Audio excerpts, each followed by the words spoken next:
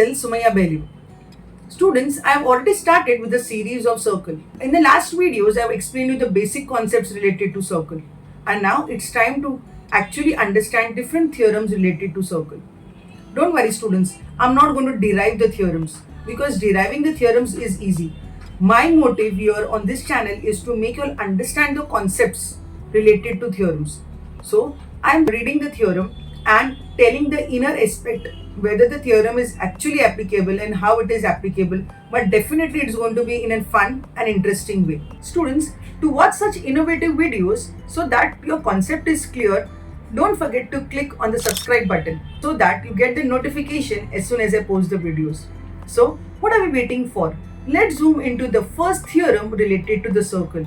So today I'm going to disclose the properties of a chord.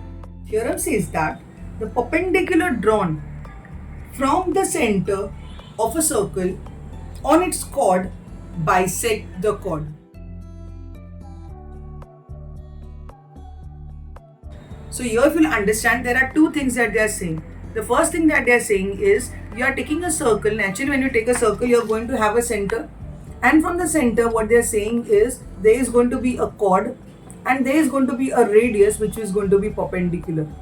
Here you can see OP is given to you and it is perpendicular to AB. So the angle formed is 90 degrees. So thus the theorem says that bisecting the chord into two equal halves. There are different approaches for this theorem. The simplest one is by the paper cutout method. The teacher is just going to take a circle such that the circle is going to have a center, and the teacher is just going to fold so that a chord is formed. In a simple way, what is the theorem saying? The center, there is going to be one perpendicular. From this chord, I am just folding from the center.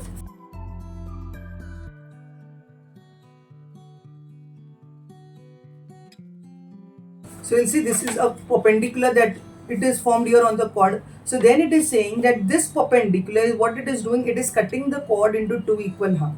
Is it cutting? Just observe it. By folding, you will understand that yes, it is cutting or not cutting. See here, the measurement of both the part of the chords are equal. So from this, it is clear that yes, when there will be a perpendicular, then that perpendicular is going to cut the chord into two equal halves. The same thing you can ask the students to just get a cutout and he is going to stick it in the book. Like here, he is having a perpendicular which is measuring 5.4 centimeter, and this complete length of the chord AC is 12 centimeter. And when it got bisected, so now he has written here, you can observe that this much part, this part AB is 6 centimeter and this part BC is 6 centimeter. Thus, from this practical way, the child is going to stick it in the book and he is going to understand that this perpendicular always cut the chord into two equal halves. Your complete length was 12, so it got divided into two halves, so it became 6 centimeter and 6 centimeter.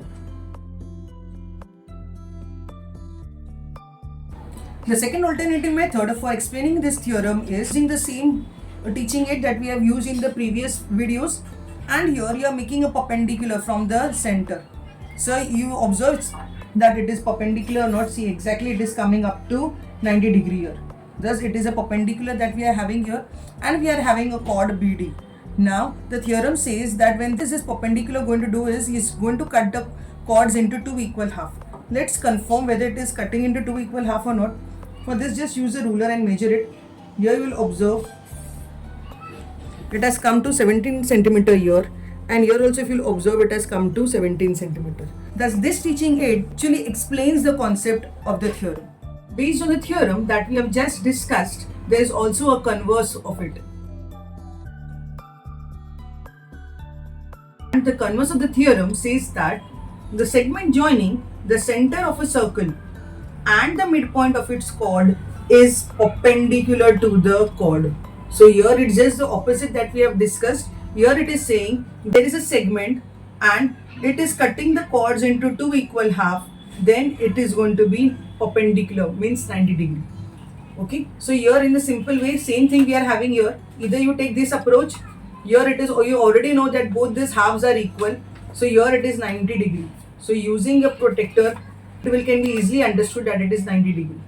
Or the same thing can be done over here is, here you are having this segment and these two chords, you know, we have measured it is already equal. You just have to show that this chord and this segment, they are forming 90 degree here. So for this, place it So here 0, 10, 20, and exactly it is coming at 90 degree. So the angle formed between this segment and the chord is 90 degree. Thus the converse can also be easily understood using this teaching aid. So students, I hope using this simple teaching aid, the actual meaning or the in-depth meaning of the theorem is clear to you.